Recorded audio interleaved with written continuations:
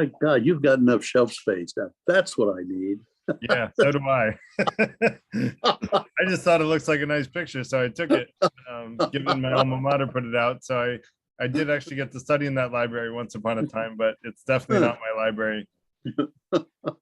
I like to tell everybody, give me 5 or 10 years, and maybe I'll have a library like that.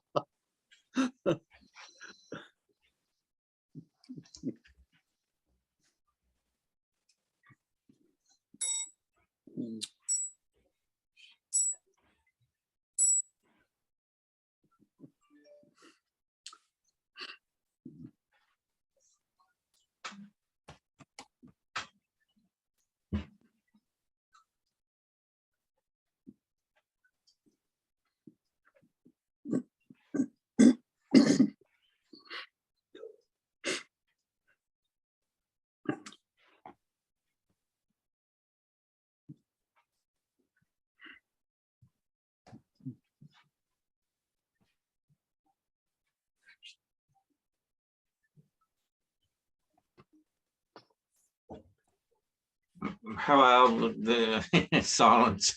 How's the evening in New York, Gareth? Oh, New York. Good, beautiful weather today. Like, it was cool in the morning and, you know, reasonably nice in the day. And I didn't get to spend much time outside because I was working all day, but the little time I spent outside in the midday and afternoon was really nice. Good. Yes, we're having good weather out here too. So, where are you, Neville? I'm in Brisbane, Queensland, Australia. Oh, yeah. Well, I'm in Novato, California. So we're far flung, aren't we? Yeah. Yes. Very global group here.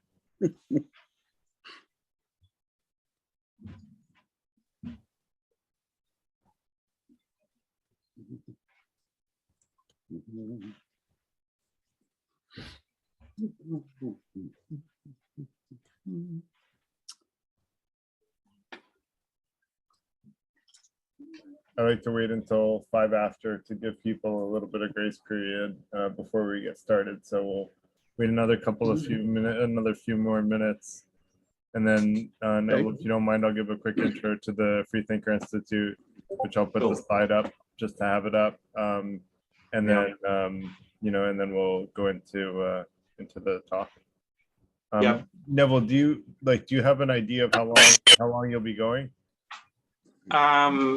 Well, you mentioned, I think, what you said, something like 2 hours. Is that what's right? Yeah, that's normally how it goes. I just wanted to check. Yeah. We'll just tailor it to go as far as we can, and it doesn't matter that we get, you know. So we're looking at around 50 terms of community education, how we read community education, but it doesn't matter I'll at the start I will just sort of flick over those things, those 50, just to give people an idea of the scope.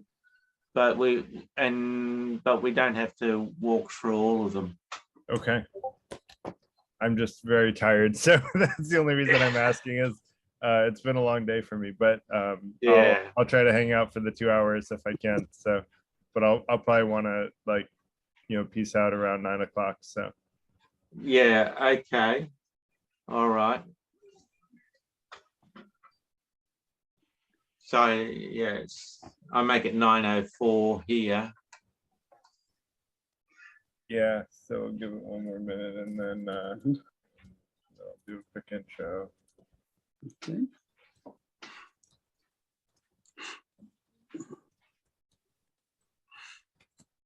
Put my alarm on.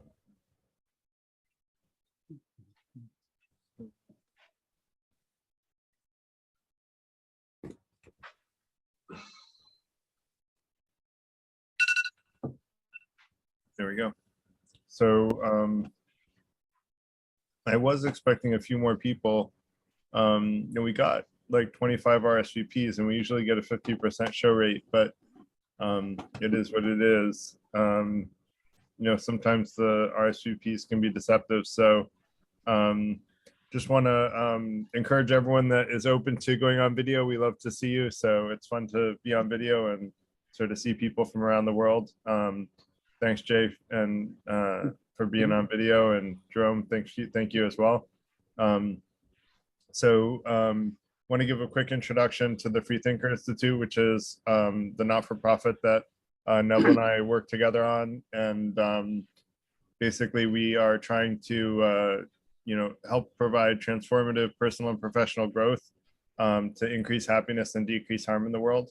And we have this goal of creating a kind of a community of people who want to be the best version of themselves, where we help each other do that and seek truth. And we have an online community, which I'll post in the chat, a little bit more information about the organization. I'm going to post the YouTube channel and the online community link, and a little bit more information about the organization. And with that, I want to let Neville, do you have a presentation, or are you going to? Yes, I'll need to share. Great. So I'm going to stop sharing and I'll let Neville share. And Neville, if you want to give a quick introduction for your background, you'll do it better justice than I will, although I know you'll introduce yourself better than I will. So I'll let you introduce yourself if that's okay. Yeah, so as Gareth says, I have recently come in to work with Gareth in terms of his Freethinker Institute, but I'm involved in Brisbane, Queensland, Australia, what we call the Philosophy Cafe Meetup, and that's sort of affiliated with what I call the Brisbane Intellectual Network. So, and that network, there are, and I imagine this is pretty common across the globe in terms of the meetup networks, but we have in Brisbane several what I call intellectual communities. The Stoics, for example, the classic book clubs, which tend to be a little bit more than your sort of wine and dine type book clubs. We have Prometheus. We've got a Prometheus Society. So we ancient history seems to do quite well here, as more than probably those that are interested in modern philosophy. But nevertheless, that's what's happening here. And so I imagine that that's happening elsewhere. But what this is all about really is community education.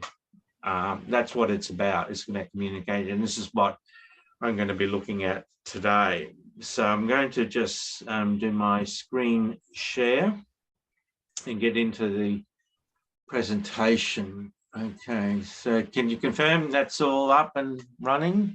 Yep. Okay. All right. Okay. So there is a sector in education, like we got primary, secondary, tertiary, or higher education, and there's a sector that's commonly known as community education, but it's not well defined or described in the literature. Often organisations are doing community education without knowing it, and without knowing the full potential within the organisation. As a historian, I would describe the past practices of community education, how the lack of information, it seems important that people have a basic vocabulary of the sector of community education. And so that's what we're going to be doing today. I'm not going to do this as a lecture. I just think that's probably useless. And I think it'd be better to do a lesson where I'll just walk through around about 50 terms which describe the practices of community education. So these terms, in a sense, lay down the groundwork in understanding what community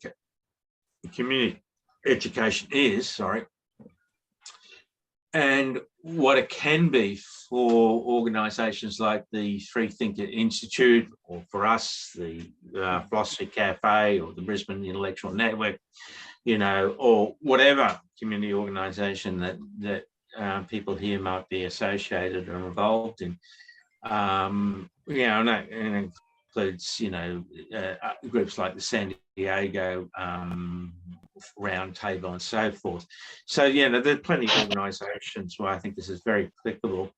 So I'll go through the PowerPoint, which is, you know, yes, you'll see in a second, full of the graphics with the terms, and I'll pause after sort of giving, you know, I won't say anything really to it. I've got a paper where I sort of give a little bit of introduction to each of these terms in the literature, but it's, you know, it's like with 50 terms, it's like 50 pages. So I'm not going to really do that. I really think it's probably better that people sort of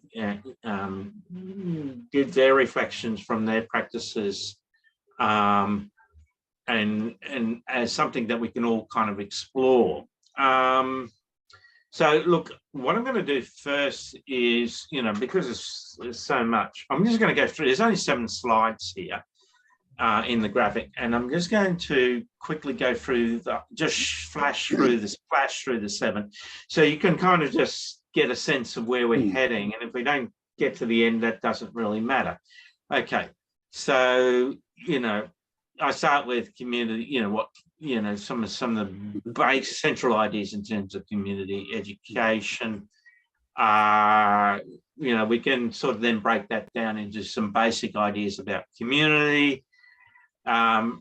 These ideas tend to become now in the literature more sophisticated in terms that there are now multidisciplinary characteristics that are used to describe community.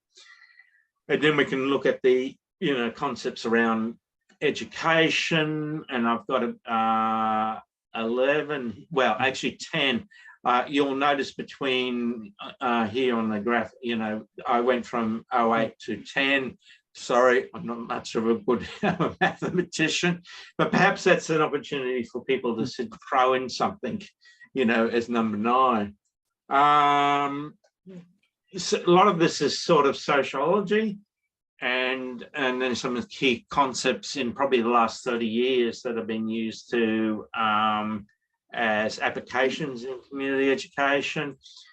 And of course, at the basis, at the foundation is philosophy. And so some very big ideas in terms of the way, not only the application of community education, but how people think about community education, you know, and that then there's a lot of contesting, you know, what we do. I mean, you know, I'm sure people are aware of the sort of silly arguments and nonsense that goes on, that gets thrown at, you know, our communities of education, you know, in terms of what we're trying to do. And so there are these philosophical concepts that can sort of deconstruct, you know, these problems. So let's go back to the concept of community education. So my argument would be the basic idea of community education is community. So, and you can unpack that. So maybe that's a good place to start, to commune, you know, to become one. So what do people think? Maybe we can go in and out of the, if I can find, oh yeah, I'll stop screen share. Any thoughts about community? What, does people have a particular view? I work as I a volunteer here in California with a community college. And we have a community education part of the college. And we also have an organization called ESCOM, which is Emeritus Students College of Marin, which is a group of people that come together without any necessary connection to the college. Anyone in the community can join ESCOM. And we operate a series of clubs. We have 25 different clubs. We have about 3,000 people on our mailing list. We have right now about 500 actually active people who attend the clubs. And we've been shut down, of course, from COVID like everybody else. And so everything's been offline now for the last 2 years. But we have a not quite so formally structured system as what you've shown me, but something that functions as a community education ongoing project. And our main problem is just getting people to come in, getting people who are interested in community education.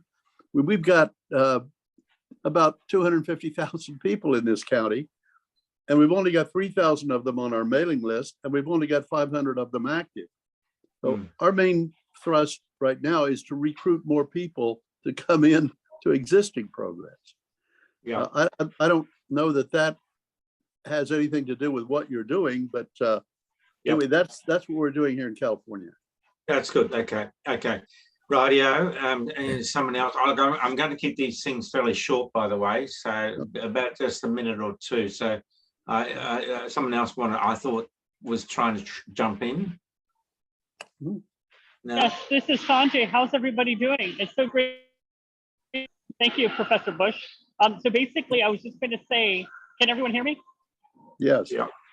Perfect. So just like I think it was Professor Connor was saying, we have community-based learning. I teach the Human Services and Psychology Club. I lead a club.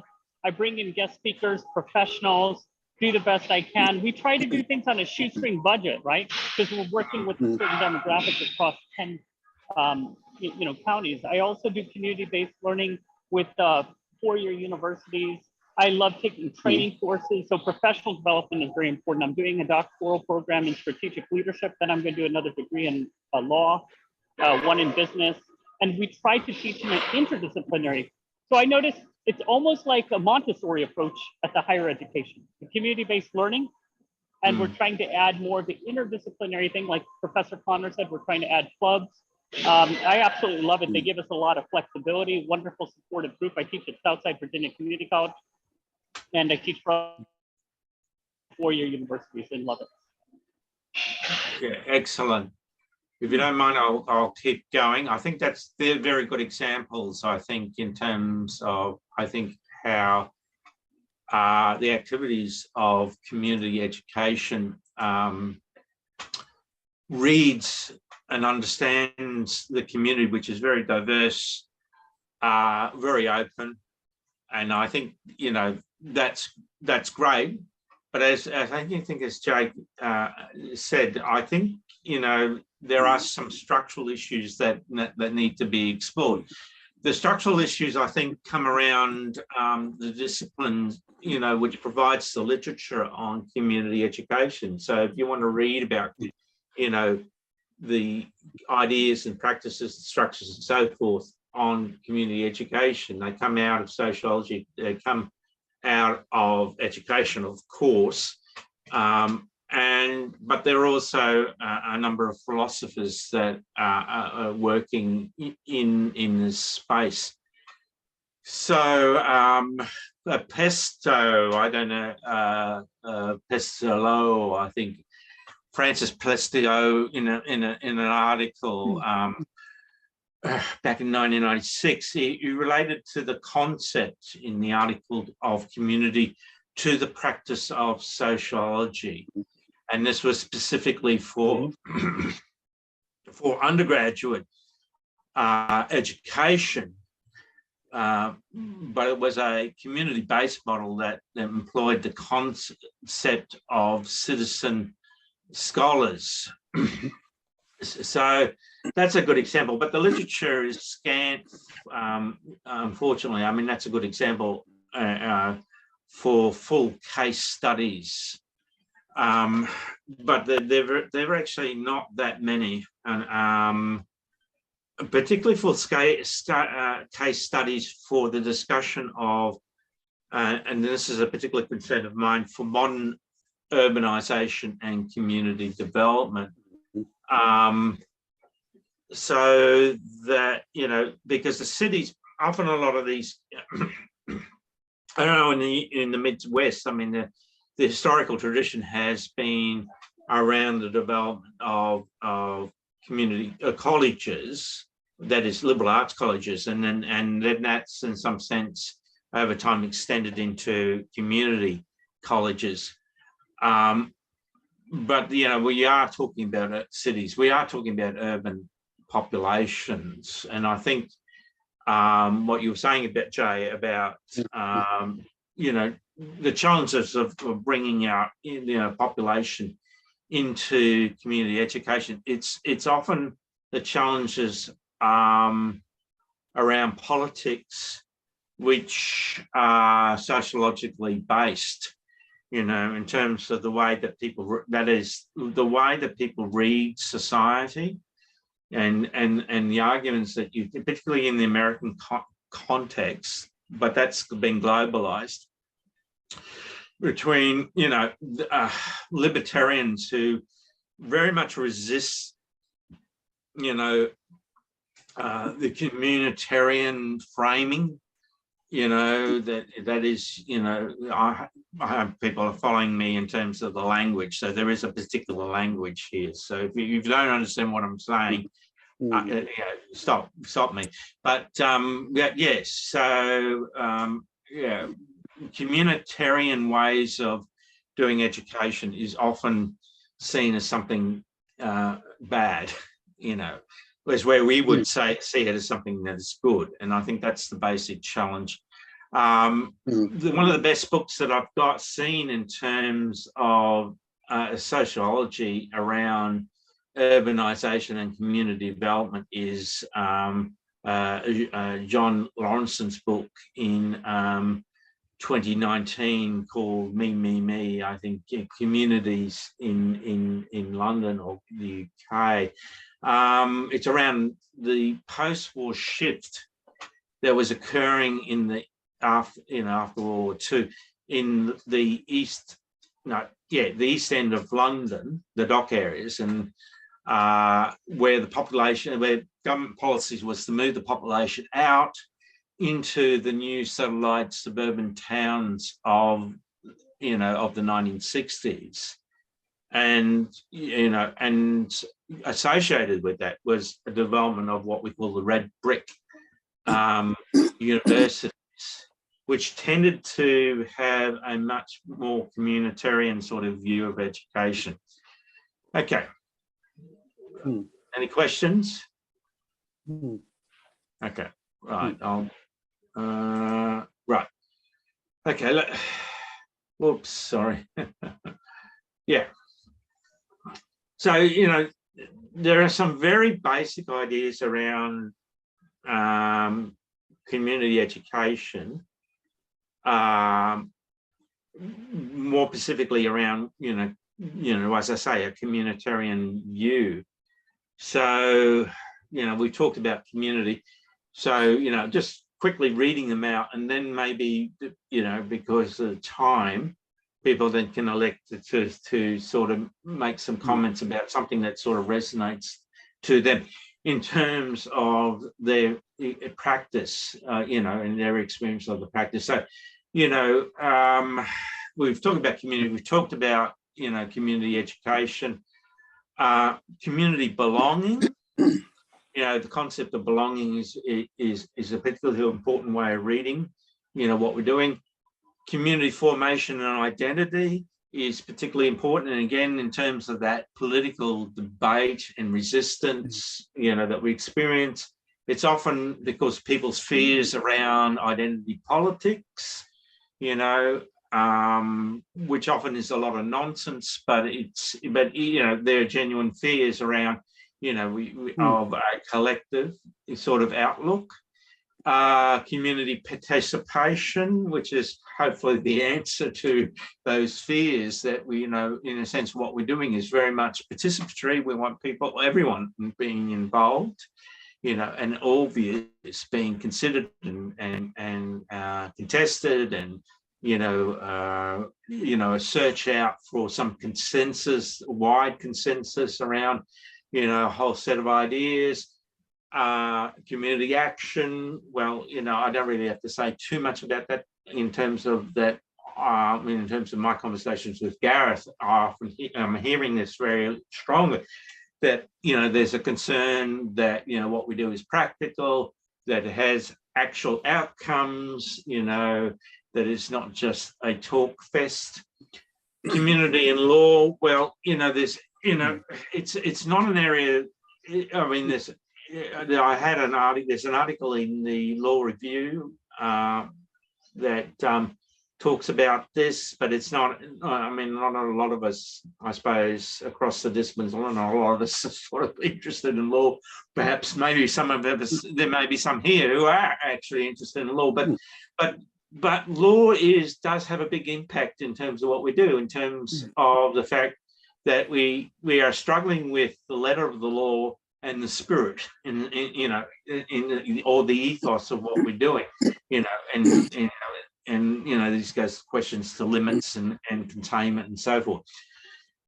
Community and race, of course, is a big issue, and it's become big at particular times. It was a major issue in the 1960s. It's actually returned as a major issue. And so, what does a multi-racial community look like? And is that different? One of the things I think the insights that I've sort of picked up on this is that we talk about multiracial society, but I don't think we have clear ideas of what that really means in terms of community, and the dynamics there. And then, global community, of course, since the 90s, has been a big issue. I don't know that I really need to say too much about that. Moral community, again, that sort of relates a little bit in terms of that conversation around community and law. There's been a lot of good critiques of morality from ethicists, in terms of that morality tends to be so rule-driven that it actually becomes something that's unethical. So, there's questions about, formations around communities that, where morals are important, and it's not an argument about that morals are not important, but it's around about how we understand morality and ethics. Community faith, well, of course, religion comes into this, or spirituality comes into this. It's inescapable. Studies in the last 30 years, scholars in studies in religion like myself basically just see the collapse of the hard categories of the sacred and the secular, that they just no longer make sense to try and put these things into separate boxes. And then, of course, another major shift in the last decade has been an attention to Indigenous communities, and trying to understand their formation. And so there we are. And so I'll pull out of this now and go back to the group, and just, we can have about a 5-minute conversation, if you like, and see where that goes. Okay. So who wants to? Yeah, I look at your circles there, and I see 12 sumo wrestling pits where people can get together and fight. And if I framed this way for my community, I'd have a problem, because it's an invitation to a fight in every case. We don't talk about libertarian versus communitarian. We avoid that. We talk about lifelong learning. Yes. Lifelong learning bridges all of this. It has something for everyone. It doesn't raise these categories that like to fight with each other. It just focuses upon what you as an individual can get from a lifelong learning experience. And this can take, well, as I say, we got 25 different clubs, and the astronomy club is interested in astronomy, and the current events club, they like to fight, but Sure. the other philosophy of science club, we get together to learn about philosophy. There's a lot of opportunity to learn without getting in fights, and it requires certain amount of focus, because we do have our libertarians and we do have our Republicans and people who want to fight. But as part of the college, our college is mandated by the state of California to provide space for us, to provide a place to meet and a time for meeting and various facilities that go along with that. So we have facilities available in which we can operate. That's very helpful. And I know not everyone has that. I see meetups all the time that can't find a place to meet. And that's a problem that we've been able to sidestep. We also have, in connection with the college, a vocational training program that the college is building up, which trains people in lifelong learning ways of earning a living and new skills and that sort of thing. So there's a contribution in that sense of bringing people of all areas and people who are changing jobs or who want to change jobs to learn a new skill and start something new. I don't know how that fits in with what you're doing, but when I look at what it does, Jay, it does. You know, so I'm not offering this as a source of conflict. And in fact, you know, I'm sort of working from Richard Hofstadter's sort of outlook in terms as a consensus historian. So this is about consensus. But I think the problem in terms of consensus historiography, you know, and I am a follower, if you like, or a supporter of Richard Hofstadter and those 1960s consensus historians. I think the problem is that, you know, you've also got to acknowledge conflict, and you've got to acknowledge, you know, that. So when you say to me, you know, we've got a population out there, and we want, you know, and you know, we're not seem to getting them in. I'm suggesting that, you know, it's the way that they read quietly, not vocalizing the conflict, but the way that they're thinking about community education through these different concepts, and they have problems with it. And instead of being conversive and sort of saying, well, I find this a bit problematic, you know, how can we think about this? You know, usually within the population, and it's often because, you know, this is pre-education, and people that are in a pre-educational state, they don't have the language to unpack the reasons why they're feeling like there's a problem. And it's probably true. They do have a problem with it. It's not to deny that it is a problem. There are problems out there, but it's that they don't have the language to say why they feel unhappy or uncomfortable in those sort of community education environments. You know, so that's what I'm trying to unpack here. Yeah, so that, you know, like if you take, say, faith communities, you know, if you've got an community educational environment that sort of seems to express faith communities that around that sort of concept, then that's going to have a certain reaction amongst a certain groups of people within the population, because they read that in particular ways. Do you understand what I'm saying? Yeah. Okay. Terrific. Any other thoughts before we move on? If you don't mind, I'd love to jump in on that, because Jay, I think what you're saying, if I understood right, is that there are certain controversial topics that are best avoided unless people opt into them. And I would agree that unless people opt into them, it's good to avoid them. But part of why I started the Freethinker Institute in the beginning is we live in a very divided politically country, and I see a lot of misinformation thrown around, and both sides claim the other side has misinformation. And I think that through open-minded communication and listening to other people with an open mind and thinking for ourselves, and using our critical thinking skills and learning who we can trust and who we can't trust, I think we can actually have the real truth come forward through polite dialogue around even controversial topics. And that's why the one rule of the Freethinker Institute is that we must always be polite at all times. That is the only rule, but we do require that everybody stay polite, because as soon as people get emotional, all logic goes out the window and people get into emotional arguments. And what I want to do is have polite conversations about what are historically, and even amongst my friends, I've gotten into emotional arguments about politics because of how heated things are now. And that's what made me realize it's so important that we do talk about these things, because if we don't, misinformation, the studies say that fake news travels faster than real news. And so the studies say that, the truth is not going to win unless we do have these polite dialogues about what truth is. And in fact, next week's session is about how to discern between what news is the real news and what news is the fake news. So I think it's really important that we be able to tackle the very controversial and difficult issues. I think people should opt into them. And so we prepare people that those are the topics we're going to talk about on the nights that we're going to talk about them. Does that make sense? Yeah, it's an ongoing program, and we give it ongoing attention.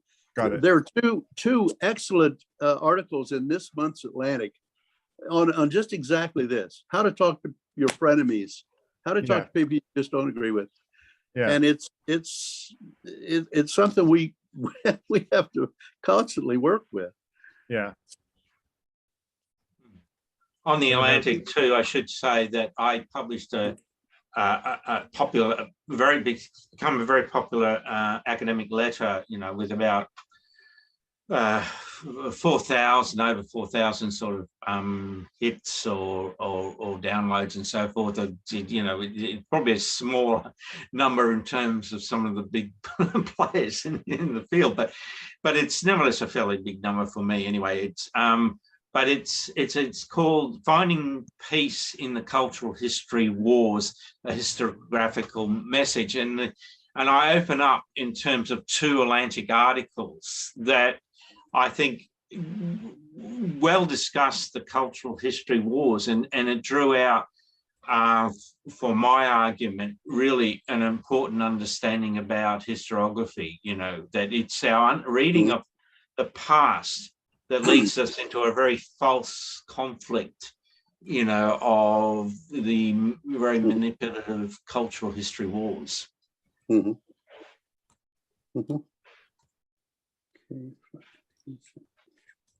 Kevin. Okay. Can you hear me? Yep. So I just wanted to reinforce, and of course I'm an associate of Jay's, because we're at the College of Marin together. Been there. I'm now retired software executive for 8 years, and been at the ESCOM Center with 2,500 members for that period of time. And we appreciate all that you're saying. Unfortunately, gravity applies, it seems, which in this case means age, and which means memory and recollection and context. It's hard to reach people. It's hard to reach people in a time in which they can remember that your services and your availability is out there. When COVID shut us down here in the States, or at least in California, our IT director, CIO, was kind enough to give us a dozen Zoom licenses. We ended up having all of our clubs that had 400 members a month meeting move online for the last 2 years, and now we have 700 people a month meeting. Now we're going back to hybrid, obviously, where we've been, at least here in California, we're back to some people going in, some people not going in, and that's going to do whatever it's going to do. I think you have to be careful with your model in a very broad context, which is it's very daunting. It's a daunting model, and even in Marin County, which is affluent, aged, and small, only 250,000 people in Marin County, and we're mostly lefties, but you got a lot of Trumpists here too. People are defensive with respect to understanding and what they know and what they have access to. But frankly, most of my cohort, I'm 74, and many of our cohort are in their 80s and older. They don't even know what they don't know. They don't even know, they don't even know what we offer. And they don't remember that we've offered it to them a dozen times. So we all have to remember, that it's an ongoing, recurring process. So thank you. Yeah. Yes, great yes, points, Kevin. these are big philosophical conundrums that we in our lifetime that we've been dealing with. Yes, we're Yeah, we if I don't have the ears, my big mouth matters little. okay. Yeah, sorry, Kevin. No, didn't you- sorry. Oh yeah, right, yeah. All right. So I will move on if people don't mind, because there are quite a few other sort of things, and we can probably come to more compatibilist sort of outlook rather than the sort of conflicts that are so problematic. So yes. Right. Okay, so I think one of the problems that I think, so I mean, we get a backlash, in what we've been talking about in terms of a populist level, out there. But I think, unfortunately, I think that some of the problems actually are sort of of our own making, and that is, I think that traditionally higher education or tertiary education has been very much developed in silos of the discipline. So, I know that, I first worked really as a higher education policy researcher at Griffith University. And Griffith University is a small university in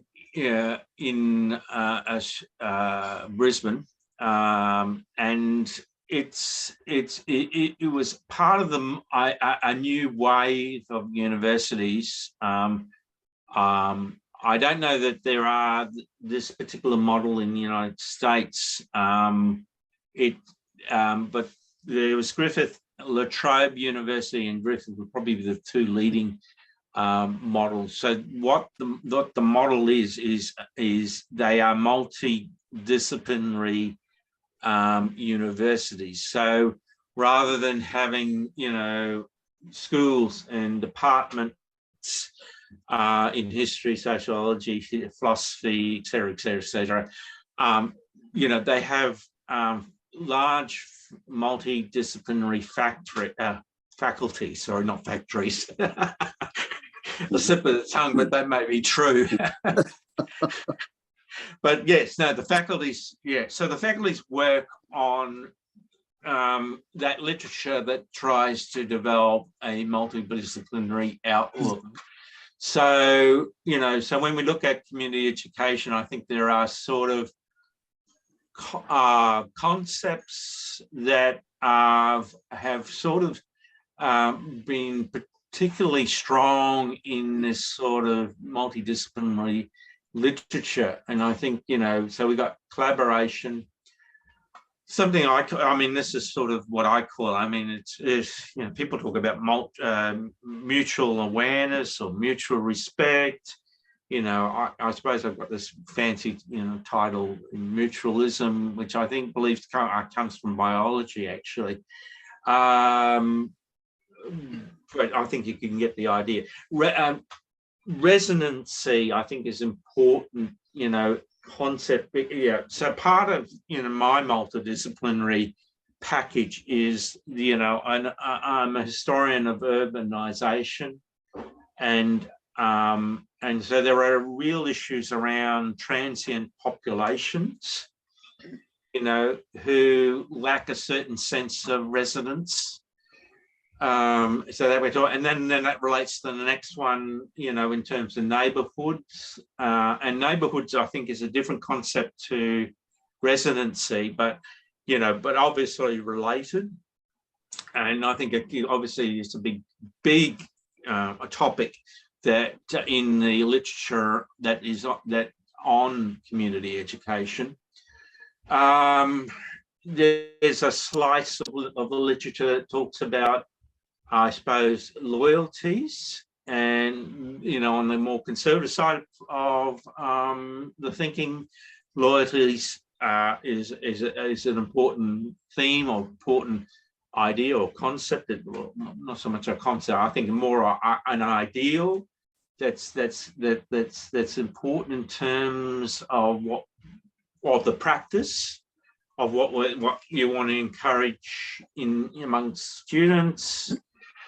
Then there's, then in the 1990s, in terms of the neoliberal economy, then, people started talking, in the literature started talking about stakeholders in terms of community education. And so, I find this a little bit problematic, because it suggests that certain groups of people have greater claims, greater stakes in the practice and the operation of community education than other people.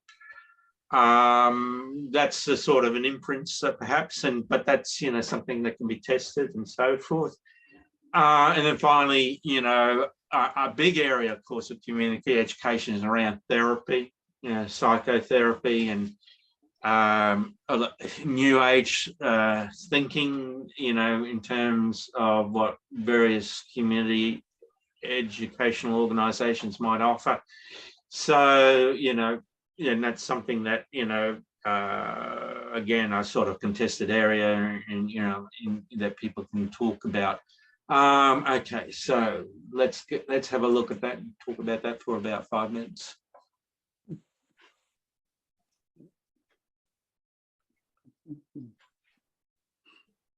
Surely amongst those sort of issues, around issues of how we do collaboration, how we encourage mutual respect and awareness, what's the sense of resonancy that we do, and so forth. Yeah, I think sometimes the people here seem to feel that as far as learning is concerned, you're either a student or you're done with it. There has to be an openness to lifelong learning and an understanding that learning is a lifelong process and never ends. Yeah. But it's in my list, by the way. It is in my list. We're getting there. And what we end up getting is you got the students, and the students, we all know who they are, and they're the ones that are number one in the college. Yeah. And then you've got the retired people who come into ESCOM, and that's kind of when you come in. And in the middle, there's this group of people that we're largely missing. That they figure their education's done until they retire, and then they can do things that are amusing. Yeah. And I'm still wondering how you can get a wider participation in a community education program. How do you break into that middle group? They're busy. Yeah. They got a lot of things to do, a lot of competition for their time. And we have trouble getting their attention.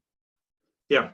And I think that this again goes to how people read community education. So and it is sort of is on the broader canvas around the thinking around education in the last 30 years.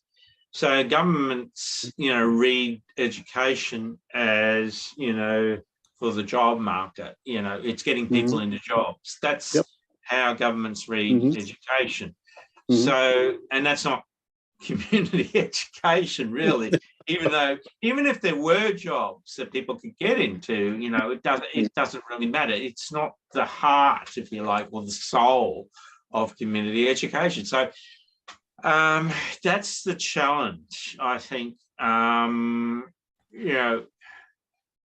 think you're going to have, again, one of the other sort of irons in the fire that I have in terms of my multidisciplinary sort of approaches, I'm looking at history in the philosophy of personality and persons and personhoods. There actually has been a philosophical movement called personalism, and so there's a lot of thinking around, types of people, personalities, and I think, which is not the language of psychology, but it's the language of people's passions, and I think that's the thing. I mean, you're just not going to tap into that middle sector, that middle population, if, with anyone that doesn't have, I think, some disposition to an interest in social interaction, which is another concept that I'll bring up. Interest in in humanity or humanism, or all these sort of themes of the humanities and social sciences. You're just not going to tap into them. I made a comment recently because I've been in a bit of a dispute with our Lord Mayor in Brisbane, and the point that I made, in that letter was that we have, local councillors and politicians, federal and state, who, most of them never did a course in humanities or social sciences, or if they did, they must have been asleep in the classroom. So you're just not going to get those type of personalities, you're only going to get someone that I think has there's some stage of life that they're going to feel, society is important, humanity is important, and all these sort of things. So if I can, Neville, I'd like to propose a way that we might be able to get their attention. And the Freethinker Institute has sort of two tracks: personal development and professional development. And I'd argue the way to get mid-career people's attention is say, we'll help you get a promotion. We'll help you do better in your career. We'll help you be more successful and make more money. They all want to know how to do those things. And we can help them do all those things. Like I taught a class in how to set your life's goals, achieve them in a state of flow.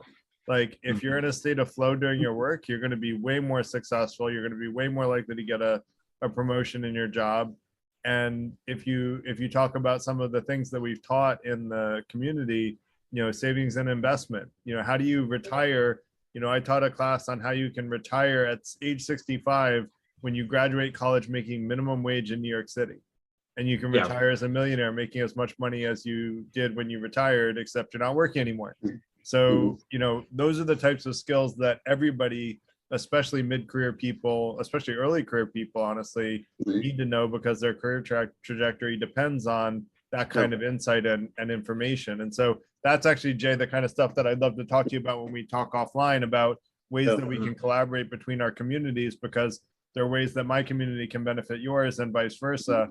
And things that I think we can do to engage those mid-career people by doing what they want, right? Helping them achieve their goals, which is what this is all about, is helping people achieve their own goals, not just achieving our goals by helping them learn what we want to teach them, but helping them achieve their own goals. Yeah, I'm not against this sort of pragmatic sort of approach. I mean, my comments only just said it's not the high end of ethical. I love that. And I know, Neville, by all means. I do always try to bring it back to the practical, Neville, but I love to geek out about philosophy. So like I was the one that hosted the conversation on free will, and I started the whole conversation like, yeah, this isn't really practical because we all accept that it's better to treat it like we have free will, whether we do or not. But let's just talk about it anyway. And it was a fun conversation. We got a huge turnout, and it was a lot of fun, and people like geeking out about it. But a little bit of geeking out is fun for those of us that enjoy it. But a lot of what I want to focus on is adding value to people's lives. Yeah. I mean, the carrot. It's the carrot, and and I suppose fair enough. Some people have to participate because there's a carrot there, so fair enough. Yeah, and let's have the carrots. And go ahead, Kevin. So Gary, the only clarification I want to make: how can you possibly consider free will since you can't even define consciousness? So I can define consciousness and I can define free will, but that's a I would recommend that you I actually can not only define consciousness, Kevin. I will argue that I can actually define how consciousness works, which is a very bold claim. But that's a conversation for another night. I would love for you to watch our recording on free will, and then let's have a sidebar on it on the online community, I'll post the links to the online community again. And I'd love to talk to you about free will there, especially after you've watched my presentation about how I defend free will. But again, we're geeking out here on community education. It's supposed to be about community education. Yeah. Let's get back to the practical. But it's a fun But it- conversation. And Kevin, you can't blame me for saying any of that because you might think I was predetermined to do it, in which case it's not my fault. So Exactly. Well, and I'm so pleased that Neville is here to ground us back to the philosophical view of. exactly. Yeah. And I think that, it just underlies, I think that in many ways that there is, I think, philosophically, an understanding of different personalities, and some people just will not engage in that type of educational process in terms of philosophy or even sociology in a more abstract way. So but then there are those of us for which it's very, very important. So all means, all methods. Just to move on. Okay, so perhaps we can unpack the concept of education a little bit more and get into that. So, a key concept that educationalists talk about is community-based learning. There's specific ideas about what occurs as learning in those community educational environments. In terms philosophically, I would say I'm a constructivist, amongst other sort of different labels that you might sort of put on me as well. But, I think that rather than seeing education as perennial blocks of ideas that just don't change, across time, but basically, I think the vast majority of educationalists basically see that the sort of learning that we do is a process of constructing a way to think, and I think that's certainly, what critical thinking is about. It's about, tools, it's about process. Schooling.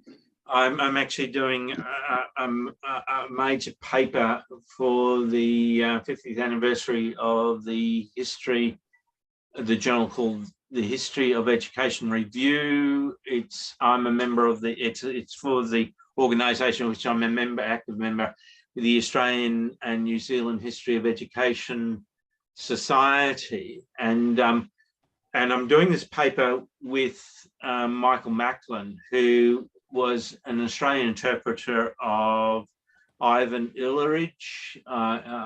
Sorry for those that are not in the educational circle here, but in the 1970s, basically in the 1970s, there were a whole lot of educational theorists who sort of revolutionized the way we think about schooling, and challenged it in some ways. And then sort of the shift was from institutional concepts of schooling to student-based needs in learning. Okay. If you have any questions about the language and what I'm saying, please, ask me to clarify. Educational programming, that's sort of, in the last, particularly the last 30 years with the digital revolution, that's the drilling down from the theories and drilling down to actual creating, course programs. And so there's a lot of discussion around there in terms of the ideas and the concepts that sort of get employed there.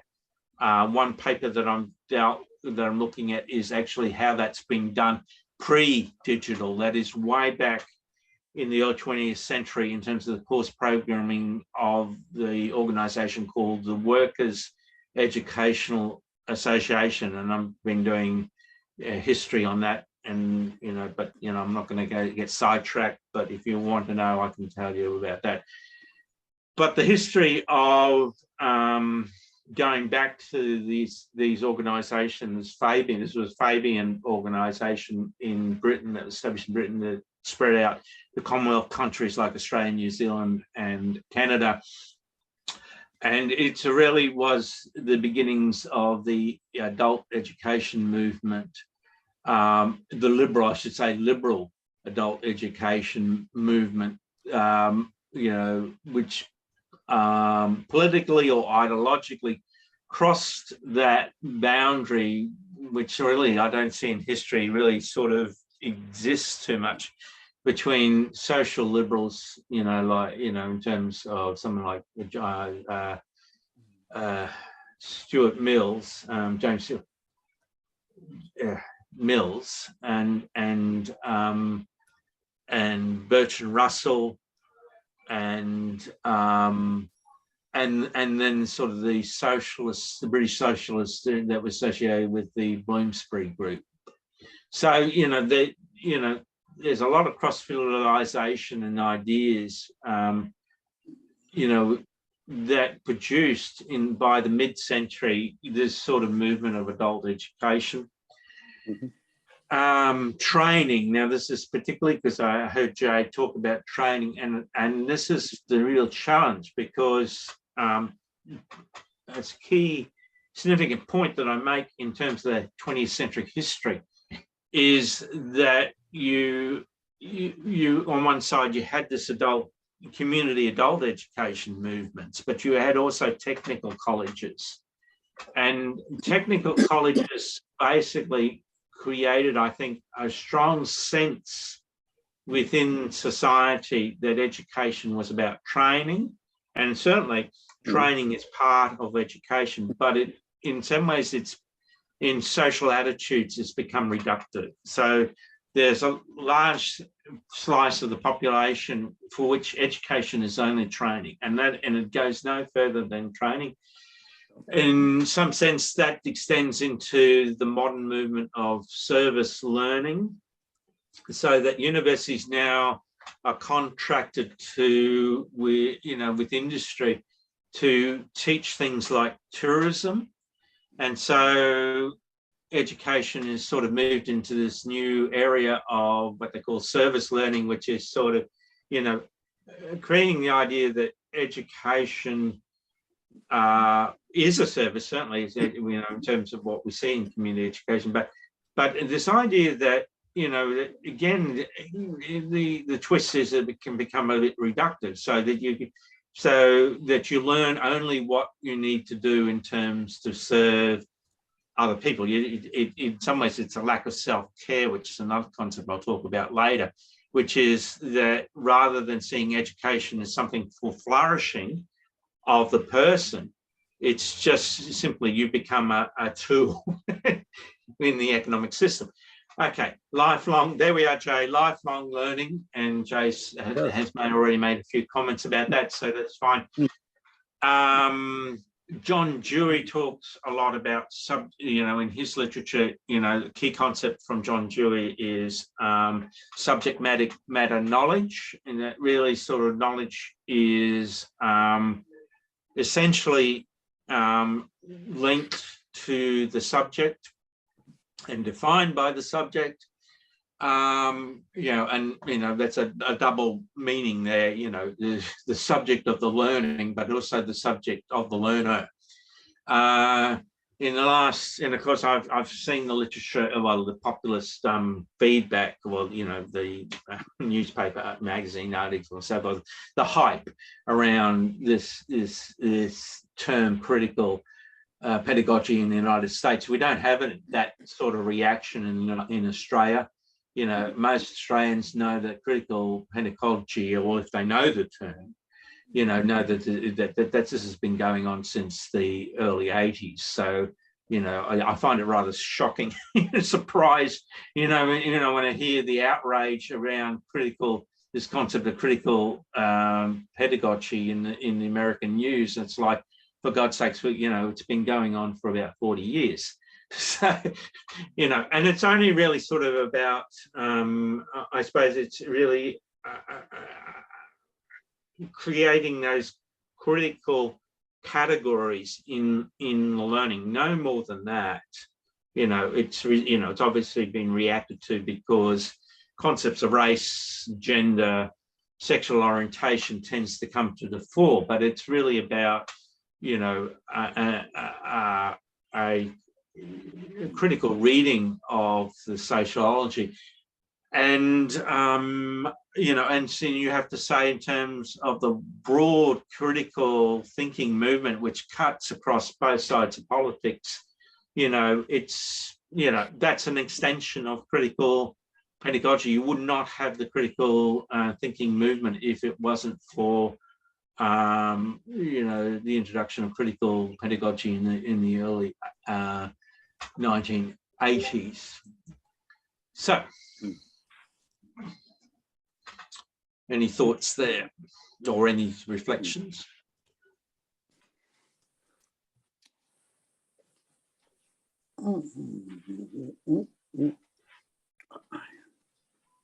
Yeah, Kevin. So, and again, I think I always enjoy it's like I was on the business and the private sector side, so I think of strategic and tactical thinking. And I believe you're dealing with a high end of philosophical macro views of societal issues around community education. Can I give you a term, Kevin, which is, I think, coming up? It's called framing. So, you know, I'll let you explain yourself, but yeah, so, but what I will say is that, again, I don't see there's any conflict between framing and practice. Oh, except reality. only in the sense of we in the States have a lot of bloviators, as you well know, Neville. And we get a lot of noise. We get a lot of noise in our political, socioeconomic, business, press, blah blah blah blah blah blah. Yeah. But no, I appreciate that. The only comment I was going to make specifically to your summary of a moment ago was that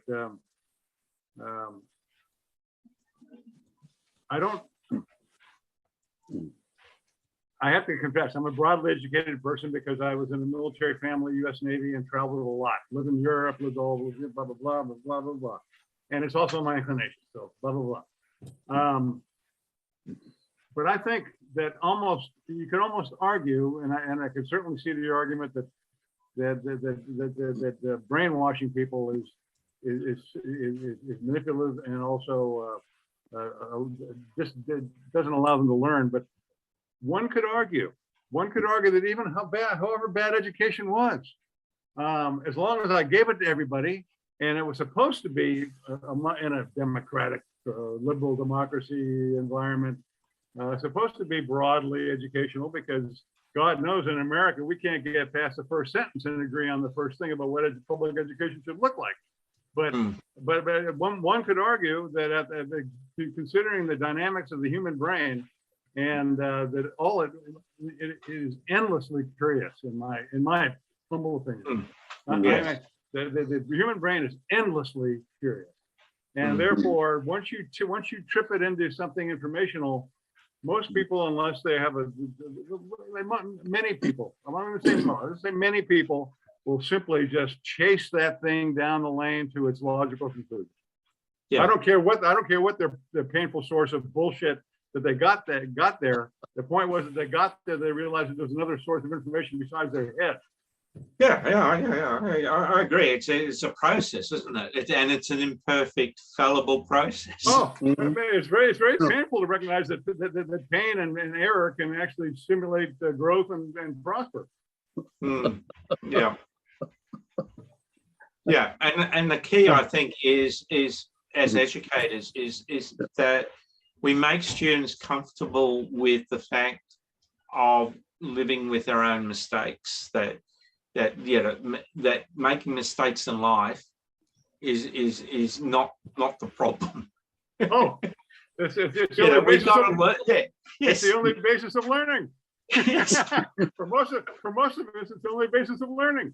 I keep stubbing my toe enough, I realize I won't do that one more time. At least intentionally. Yeah. Well, I'd like to think there's more than that. Well, of course, and a dumb kind of way, in a dumb kind of.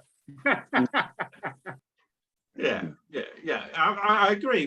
We're habitual. We are definitely habitual, and so we learn from our mistakes, and so that's true. But but there are also, I think, for other sections of the population, we don't always have to stub our toes. Yeah. Oh, yeah. Well, that's the nature of what's the thing? Get them young and get them in a cult, right? Yeah, well. Hmm. Yeah. Any other thoughts, or we move on? By the way, thank you for this. Enjoying it. Thank you. Yeah. Good Yeah, job. and I agree with you in terms of too about we've got to make some differentiation between in course programming between what we understand as propaganda and what we understand as liberal adult education. There's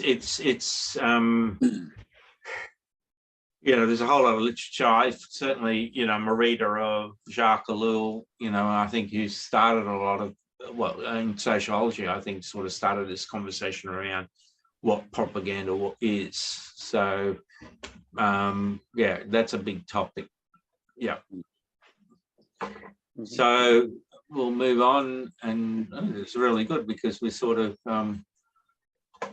I think there's a commonality, for us, because we seem to be moving through fairly quickly, which means that I think we sort of probably have a lot of deal of similar experience, similar practices, and so forth. And as Gareth's, I think, saying in terms of what he wants to do in the free thinkers institutions, is that we can very much help each other, and I think what he wants to have at some point is to have that conversation about how we might practically help each other in this larger enterprise.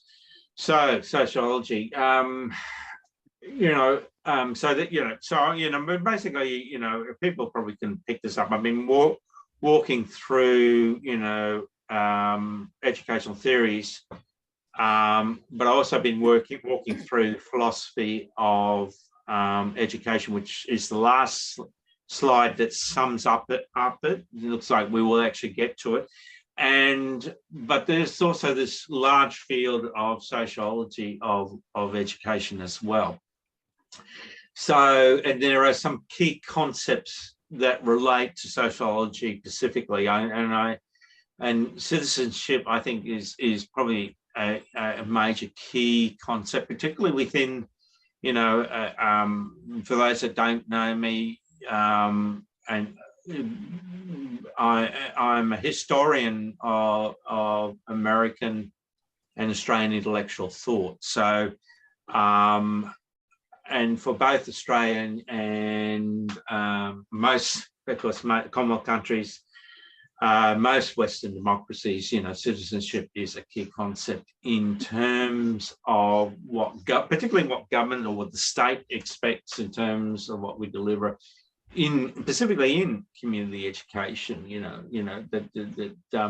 And there's a key concept in the literature that's called citizen scholar.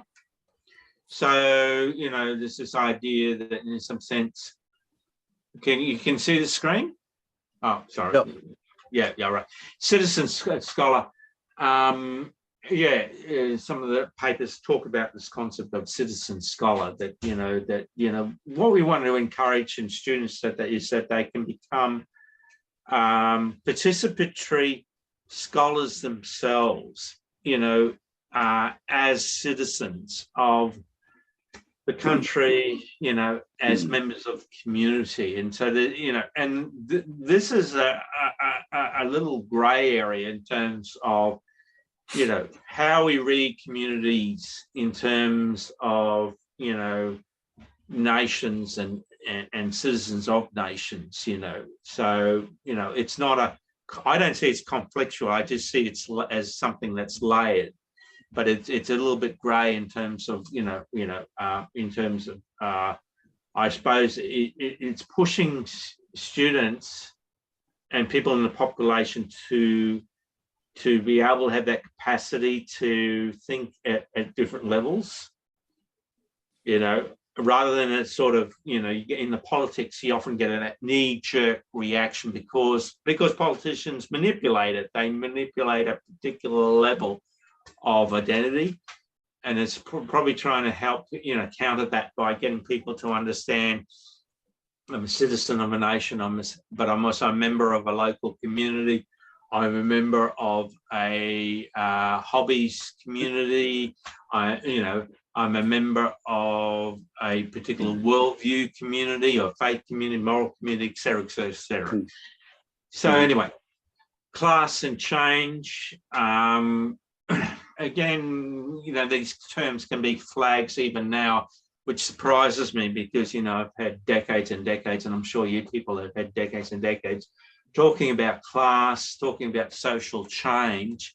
You know, it's no big deal for us, but, you know, again, it's an area that which can be red flags on a particular side of, more on the conservative side of politics. But I think in some ways, you know, I think in 2022, you know, amongst conservative intellectuals and social liberals, intellectuals, you know, or socialists or radicals, and whatever sort of terms that, you know, there's a strong consensus around that class is a factor and social change is a factor, and so we've got to deal with that.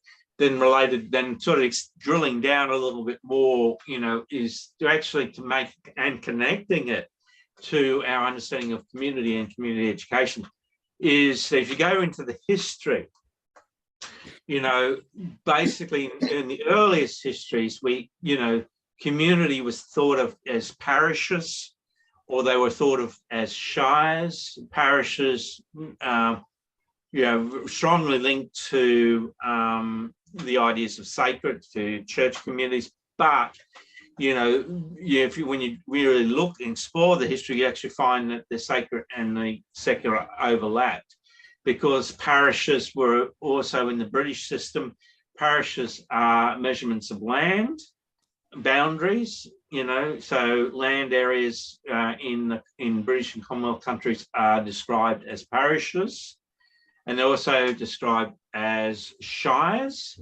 So as land, this landscape, that's how communities get defined as in one way, in a major way, is in terms of that they are locked in or bounded by this landmass, which is a shire of or the parish of such and such. You know, the big movement when I sort of started my scholarly life in the 1980s, the big term amongst the people I was working with was community development. That's an old, now a very old concept, and also links into, I suppose, concepts of development and international development, you know, in terms of you know, what we used to call third world development and so forth. So yeah, you know, this idea that the communities aren't static, again, it's, you know, they've got to go somewhere, you know, it's again, so the link to community education, it's that, you know, we want to develop with both, you know, it's neither either or, it's both developing an individual flourishing, but also developing a sense of community and support in the way that people work together in society, which goes then to, you know, what's social interaction? What do we mean when we say that people interact together and work together?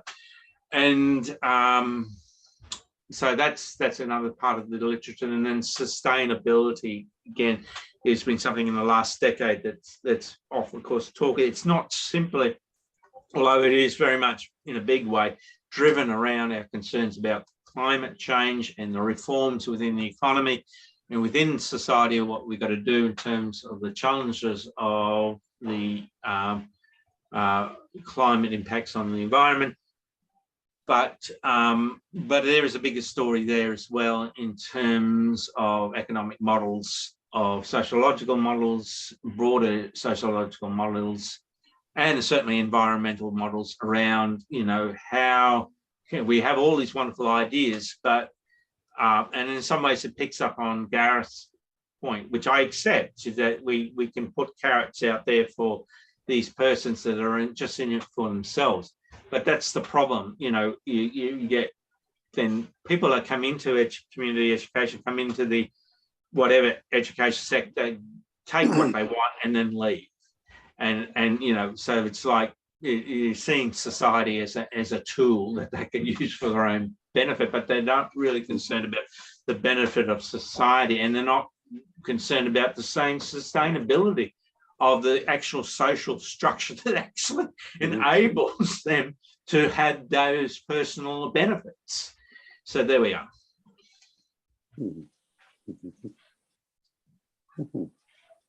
Thoughts?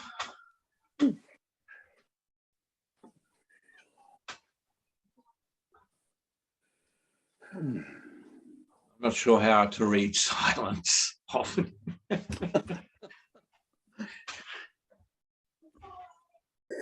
One thing that I personally, and I think many people also are worried about, education itself, it's the cost of education. That Yes. seems like an extremely big barrier to expanding. I mean, I'm not saying there's a dearth of information online. If you want to learn anything, it's possible to get like everything online. And there's so much information out there, it kind of feels overwhelming for many people. And Okay, can I just pause you there, because there are different concepts here that's important. So information is not education. Information gathering is perhaps part of the process of learning, but it's not the whole process. So, and this is why it's important to try and to drill down in terms of what we actually mean when we talk about information being online, and everyone can sort of be involved in the learning process and so forth and so forth.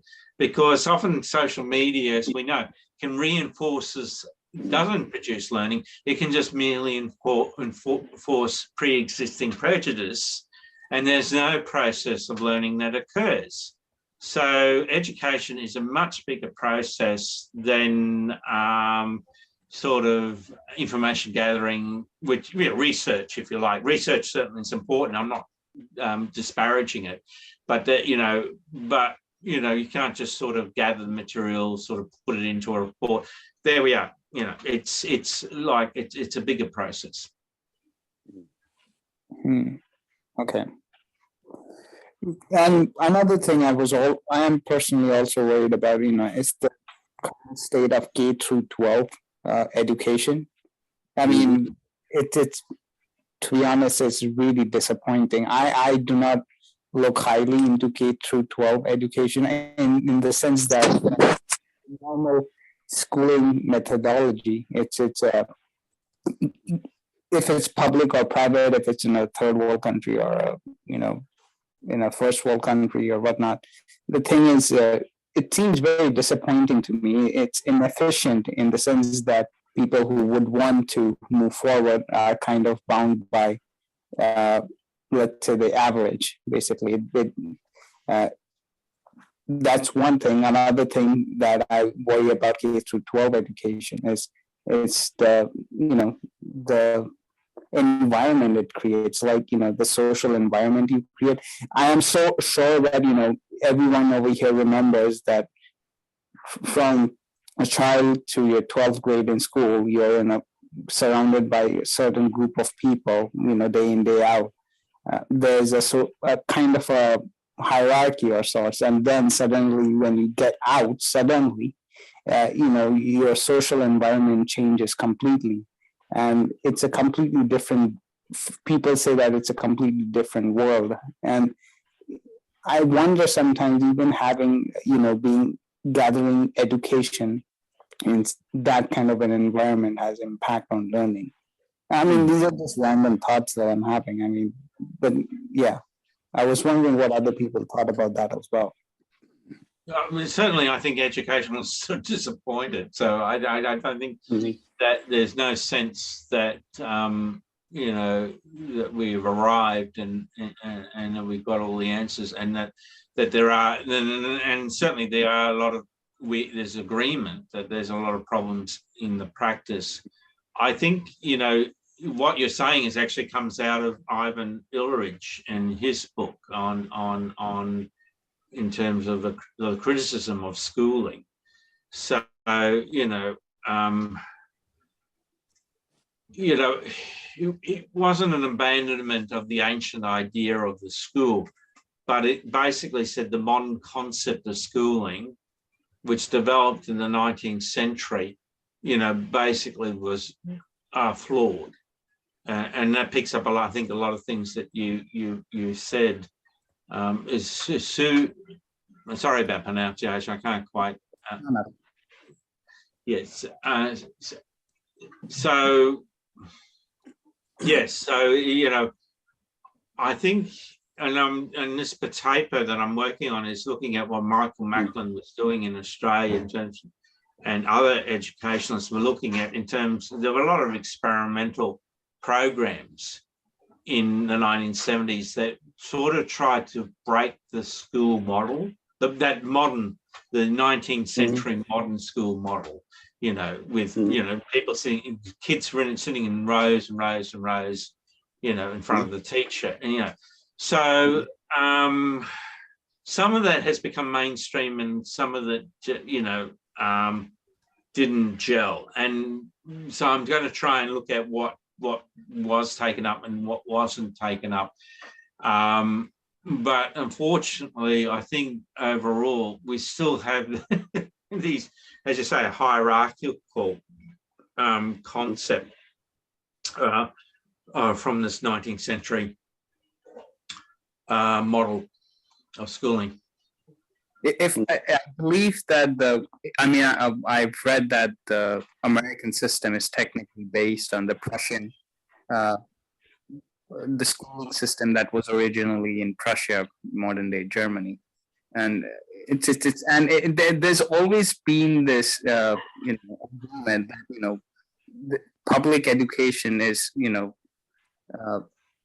is somewhat of a system made by the government to indoctrinate, or let's say not necessarily educate, just to keep people smart enough so that they can get jobs, but not to universally make them too questioning. And that's a disappointment as well. This drops a little in when you go to college, and when you have freedom to take as many classes as you want. But then again, even in college itself, I see some people just this rat race of just getting the grades that you want, or getting the job that you want. It's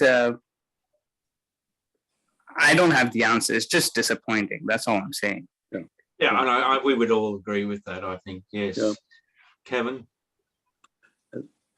I admire the questions, and I don't even empathize. I understand them completely that the previous person made comments about. I would just say, going back to your comments, your later comments in the presentation, Neville, that to me, some would argue that medical care is critical, and that's the number one. But to me, education is the prima facie absolute resource that everybody has to have the opportunity to be exposed to, pursue at the least cost possible and the least friction possible. Because we in the States here are a republic, and by definition, we're a republic of states, and the states all control the education system in each of the 50. And you can't, Mississippi. Isn't California Democrat? Or am I wrong? Well, but I'm talking about the US of A. I mean, you look at Mississippi. Mississippi's education system is perhaps back in the 19th century that you were referring to in your example, particularly when it comes to people of color. And yet there's absolutely no way in the United States to get people to broaden that opportunity. So I'm about my number one mantra is, man, get education and information into everybody's hands. And so I would only argue tactically with the previous questioner's observation about the futility and frustration and philosophical angst around the relative merits of maybe we're being driven by a capitalist, or maybe we're being driven to be educated to get a job and not go further. Well, let me tell you, man, the human brain doesn't allow that to happen that way. The human brain gets excited and it starts getting more and more curious, not less curious. And so I think any education is critical. And the last point I want to make is we're drowning in information, we're drowning in debt, and we're drowning in currency worldwide. And people have to, it's a lot of work. It's a lot of work, but people have to take responsibility and parse that out and slow down. They have to slow down. Now, and that's the point of being 20, 30, and 40. You got energy, you got time, you burn it. That's what you do. Because the whole point of being you have to establish you have to establish oneself in the world so that you can then start being more productive later in your life. You know, as a lot of energy in your 70s, Kevin, if I can say. Well, can I go to that? Mid 70s here, mid 70s. That's what I'm saying. Like, you're still going strong, my friend. I appreciate that. I hope I have that energy at 70s. So. Kevin, are you in California? Yes, Northern California, north of San Francisco. Yeah, okay. So there's some key important points here. First, in terms of the conversation between you and the previous speaker, I'm sorry, Sue Sounder. I can't deal with pronunciations. I'm sorry. It's not a deliberate slur. It's just simply the way my brain works. So yes. So I don't think it's about resignation, and Kevin's passion, I think, is right in that sense. So I think, it's about critical thinking, but it's also about dissenting. So, we, as Gareth often says, we have what we have. I've mentioned that a few times to me. We have what we have. So we got the state system, right? Even if it, even if it's private education, it operates within a state system, right? So it is what it is. And I think, but the thing is, we can dissent. We can, there are forces of dissension, that can sort of, I think we don't have to completely resign, and we can move into critical thinking and so forth, etc. You know what I'm talking about.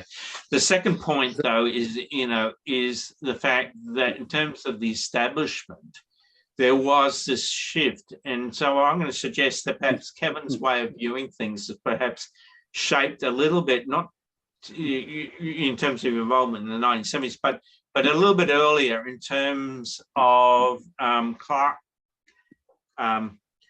Kerr's Californian model of higher education. Now, I don't know if you've seen the book, but Simon Marginson, who I had a little bit of work with when I was at the University of Melbourne. He's a professor of education now. Was it in Melbourne? He's at Stanford, although I think he might be very close to retirement. He'll certainly be an emeritus professor because he's the authority on higher education, and particularly higher education and the economy. And so, he's written this book. A couple of years ago on Clark Kerr's California model of higher education, which was very liberal, which was, which in terms of course programming was around the electives, that students could elect a way of creating a program of education based on their student needs in terms of where they saw themselves going in life, whether that was going to be around a job, or whether that was going to be around a career, or whether it was just going to be simply around a life mission or a worldview. So that model, was very operative. Began, in the 60s. Rolled out very strongly in the 1970s, but then it's really sort of folded. And Simon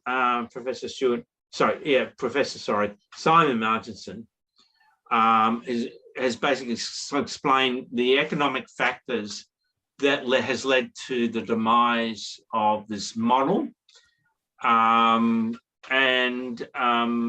But articulating the virtues and the benefits that it produced, and and suggesting that that we've got to deal with certain economic challenges around mass education before we can actually then sort of perhaps return, or it'll never be a return, but it may be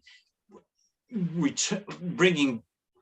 What we got to bring back is those virtues, though, whether it's going to be that particular, the structural model that Clark introduced, and there's problems there. I mean, Clark Kerr, has been criticised in, the problems. It's all fallible. So, but there's possibilities for the future there. I think, but it means actually tackling the economics of mass education. Yep, and in our view, I'll speak for Jay as well. In our view, locally here, it's you just keep doing it. You just keep doing it. You keep you just keep hammering them. You keep focused on intergenerational education. You stay engaged. Well, but with respect to K-12, I've been engaged in K-12 education almost continuously with children and grandchildren since 1962. And my parents never had that problem. My parents had one menu, no options, go to school. And that was it. And everything I have had to do as I raised my own children and helped raise my own grandchildren has been trying to find some place that works for my kids. And there were options. There were lots of options available. But boy, did you have to chase them. You had to chase them. You had to be willing to change. You had to get involved. You had to get engaged, because there was an awful lot of crap out there and a lot of things that you just could not put up with. And by dancing around within this system, my children and grandchildren have most of the time been able to get a really excellent education. But boy, did it take a lot of work. There was almost nothing given to you. You had to go out and find Montessori for this kid, and find an alternative high school for this other kid, and find dyslexic education for a grandchild, and it's all there, but you have to fight to get it now. Yeah, and that's what we mean by community participation, isn't it? Yeah, that the struggle to participate, the struggle to get people to participate, the struggle to get the state to participate, the struggle, it's a struggle of participation, is it not? Yeah. I was wondering though, what people's take here would be on, homeschooling. Yeah, I mean, first of all, I know that the basic problems with homeschooling, economic problems basically, and time problems. School to me, K through 12 seems like extended daycare, to be honest, for most people. But for efficient learning, and if time was possible by both parents, somehow to be, I feel that homeschooling would be the best form of education. Now, when I say homeschooling, I do not mean take this child away from the community all the way. I really do believe sports is, really, really important, and that might as well develop the social side enough. But in terms of efficient learning quickly, and after all, a child needs more time in his life. It's just like you study for a little bit, do it efficient, and then play the whole day. I mean, I was just wondering what people thought of homeschooling here. I think homeschooling is the worst example of education that I can think of. Homeschooling, as I have observed it with some of the people that I have known, is essentially trying to turn your children into you, not allowing them to have a different religion, most particularly, not allowing them to learn the things that you don't want them to learn, keeping them in your model and doing it not particularly competently. There are certainly talented teachers who are also parents, but homeschooling, as I see it, is an attempt to clone yourself. Is this a judgment for the masses? I mean, I agree with you. No, this is just a judgment from my own experience with people who have homeschooled their children and with homeschooled situations that I have seen. I've seen a couple that worked really well, but most of it, it's not intended to educate. It's intended to indoctrinate. Yeah, I would argue that it can be done well. And Shaunak, I see where you're coming from in that you get one-on-one attention from the teacher, but it's also super economically inefficient, because if you look at it, it's like one person teaching, 1, 2, maybe 3 kids, so, whereas a class, you have 20 kids that you're teaching at once, it's economically way less efficient. And most of the reason people do homeschooling is to like protect them from ideas that are mainstream societal ideas. And, sort of similar to what Jay's saying, where you want to teach them non-mainstream ideas and keep them only believing those ideas long enough in their life that they will believe them, ideally from your perspective, for the rest of their lives. I do know, again, people who are homeschooled that turned out very well balanced, like intelligent people that are great. But like the idea of having, like, for me, like I've thought a lot about what's fair and what's just in society. And one of the things that I think is inherent to fairness is that everybody gets an equal opportunity to education. And someone who is homeschooled does not have an equal opportunity to education, in that they're only getting educated by their parents, right? They don't get educated by a sort of an objective, educator, that is like grounded in society's morals and beliefs. They're getting educated by a party of one.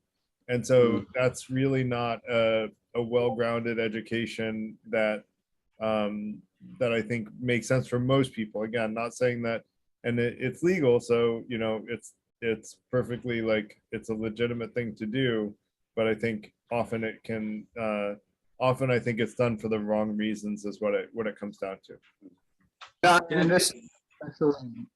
I understand the worries here with homeschooling. I it's mostly like people want to shield them from society and all that. Completely agree with that. And I've heard of people who do that. There are stereotypes out there. I'm just saying, if it was possible, the economics of it is, it's like you need a 2-parent income family these days, if you're middle class or even upper middle class, and it's just not possible. I get that. But from an efficiency standpoint, and provided that the parents are good teachers, they focus on logic, reading, writing, and all that kind of stuff, which, sometimes I think K through 12 education isn't that, it's not difficult, Yeah, can I use this conversation as a lead into my final slide, final sort of set of points here, and we can close off in terms of a discussion, because in some sense, and we raised it before, I think, in terms of that framing is not in conflict with the practice, and you've got to look at it from both sides. So you guys were talking about, discussing the virtues or the vices, the virtues and vices of homeschooling. But there's a historical model. There's probably a few historical models, but I think for our 20th century and the 21st century, or at least the first part of 21st century, the model has been Jerry Bentham and James Mills' model of homeschooling for John Stuart Mills. And, so you have perhaps, could see that as a more beneficial homeschooling model. But when you again dig into the history, you find that, it wasn't, completely satisfactory for, even for John Stuart Mills himself. Certainly in terms of his criticism of the sort of education that Jeremy Bentham had, in terms of liberal thought. So, so, and you get what I mean.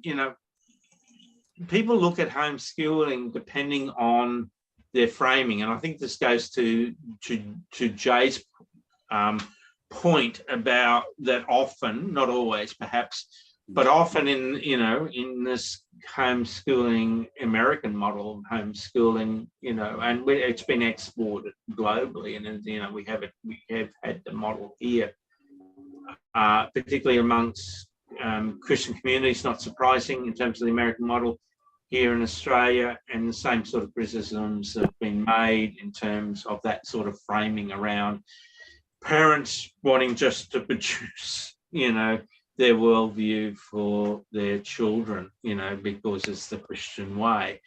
That's a sort of argument. But, so framing is important here, I think. It's a way that various programs of homeschooling, how it's been framed, which leads into ideology and anti-ideology. I mean, it's a bit of a nonsense argument, I think, in terms of my research and writing. It's around, I think, alarmist and fear concerns around, this word ideology. You get a lot of people that, hold to a anti-ideology stance.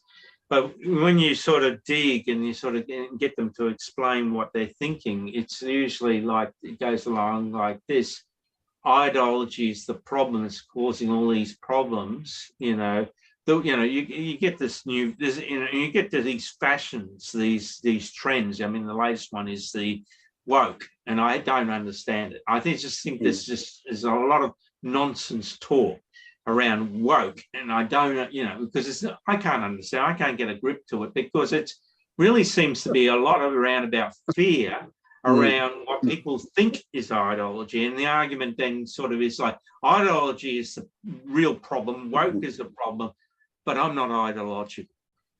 I'm not ideological at all. I'm completely purely not ideological. So there's a really misunderstanding around systems, poor systems thinking, very poor systems. Where then sort of in terms of, again, the conversation around that tends to then goes to value systems. And again, I'll let that's mixed. The conversations that I hear around value systems, there's a lot of good talk around value systems, I suppose. But there are also a lot of problems, I think, in the way that people think about values being systematized.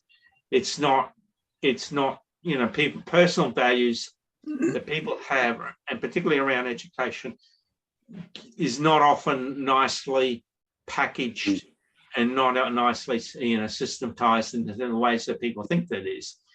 Then that sort of goes to the spirit, I mentioned earlier around, the theme of community and law. And again, it's this conversation that we've had since Hegel around spirit. And the problem, of course, with Hegel was that, he saw the state as the central feature in the unfolding of history, and in terms of the spirit of the age, the spirit, world spirit, and so forth. And so he placed too much an emphasis on state, and that's been a particular problem. I noticed, though, in the literature that Hegel is being revived in another way, not not in terms of his perhaps naive understanding of the role of the state, but in terms of phenomenomic or phenomenomic communities, what's called phenomenomic communities. Communities of spirit is basically sort of this central idea. And then a large area of the literature, has been around caring in education, and also adjunct to that, or very much part of it, is self-care. So they are my 5 final sort of ideas in terms of the philosophy of education. And I think they sum up, I think in many ways, in terms of a lot of the concepts and ideas. And look, we could add more, I'm sure, or just, another slightly perspective, in these things. But I think those 5 sort of, for me, sort of, I think is very summative. So, any thoughts? Framing, ideology and anti-ideology, value system, spirit, caring, and self-care.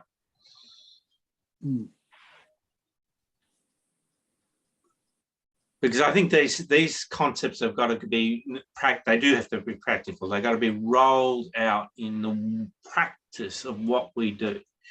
We've got to understand how we frame our, what we're doing. We've got to understand, even though I agree with Jay, we don't want, conflictual situations, but as Gareth explains, we've got to help people be aware that there is conflict out there, but there are compatible ways that we can sort of get ourselves out of those conflicts.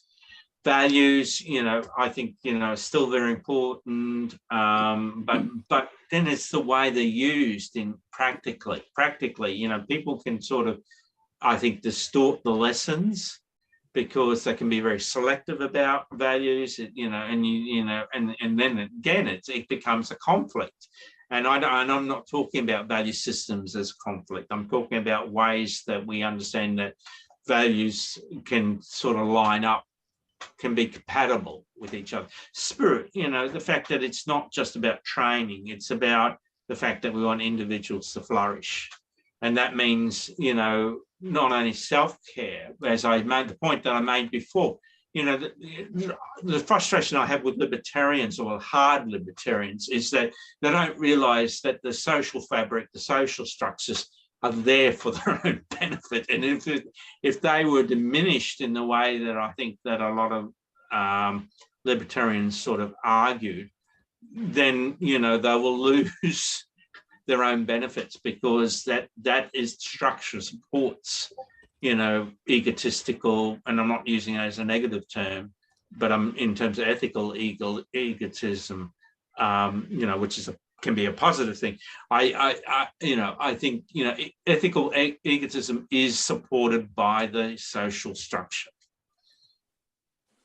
and without it, yeah, and that's why community education is a good lead into what we're going to talk about. Another.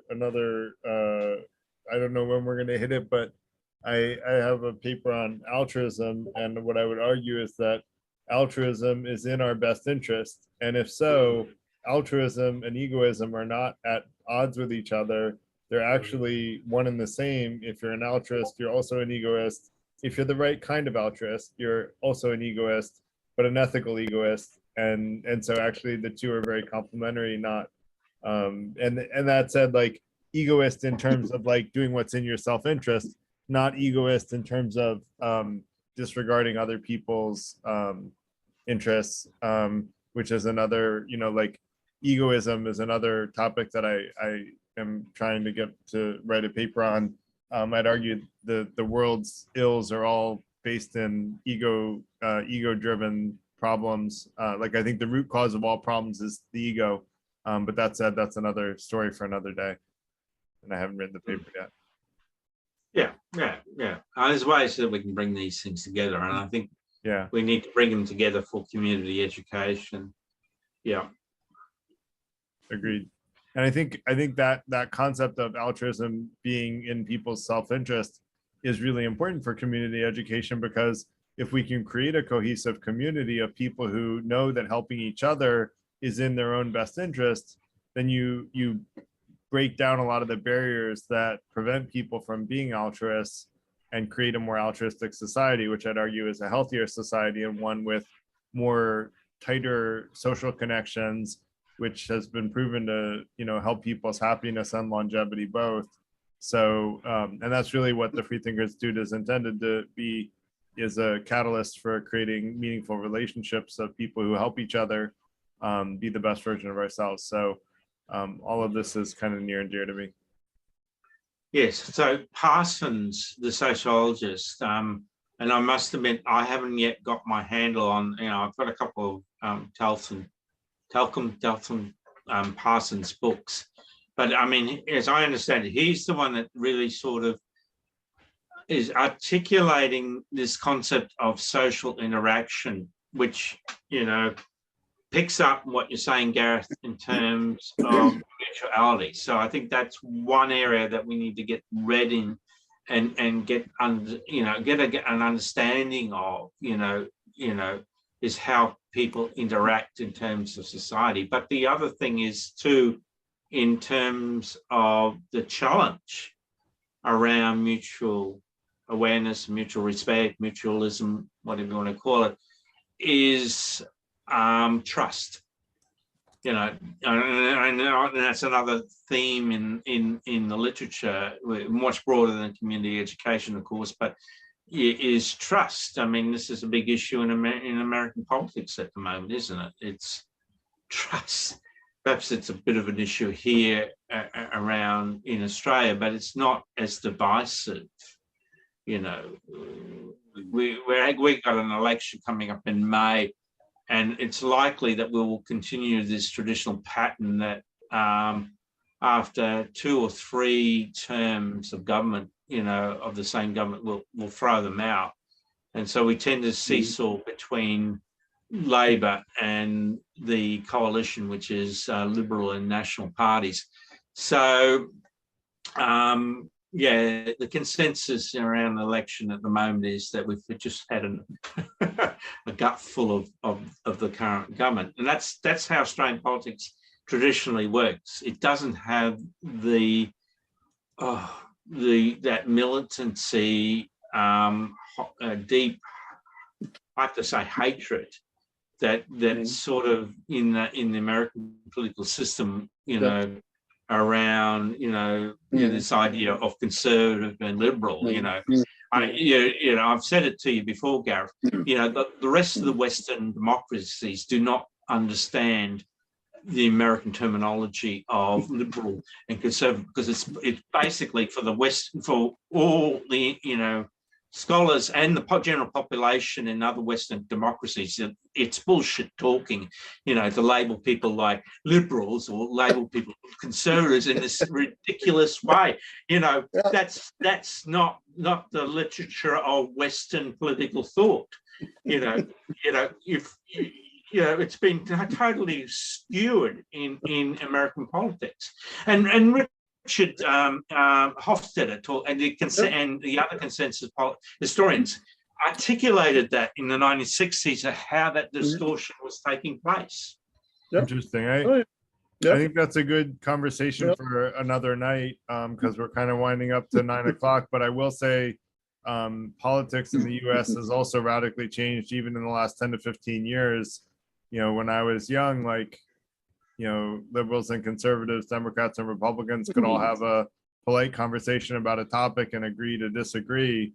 But now it's like, as soon as you get into a political conversation, it's an all-out brawl, and it becomes like, death threats, and it's like ridiculous, the level of and that's exactly like why I think it's so important to have politeness be the one rule of the group, and for us to be able to talk about politics in the group in a very polite way, because without dialogue and without sharing ideas across political ideas, you end up with echo chambers, and people only reverberate their own ideas, which may not be grounded in reality.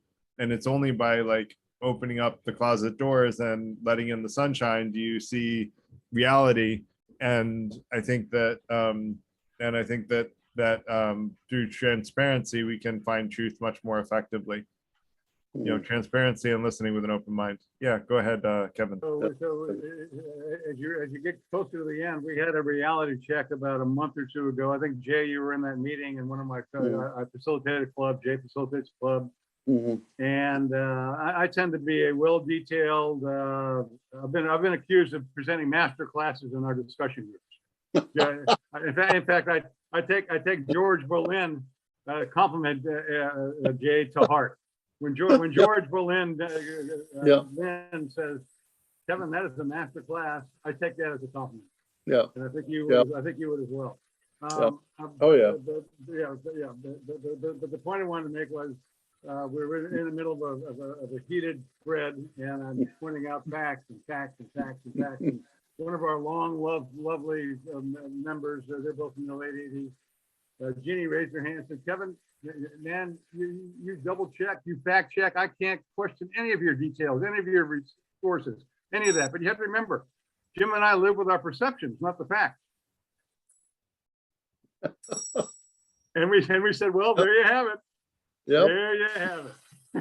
Right. Alternate reality. We invented it. Garrett and Neville, wonderful to meet everybody, and everybody else. Wonderful group. Good to see you guys.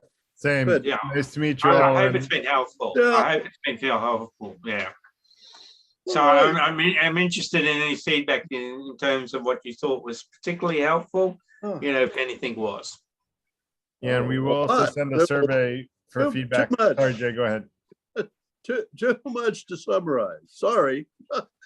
We'll send a survey as well. So we would love your feedback in the survey. If you get the chance. Oh God, another survey. Sorry.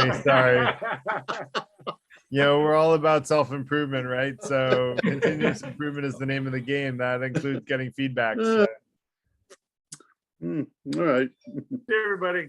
Good Thanks night. a lot, everyone. Good night. Have a good Great night. group. Thanks, Neville, Great group. for leading the conversation. You bet. Thank you. Thanks, everyone, for Bye-bye. participating. Thank you. Bye-bye. Bye-bye.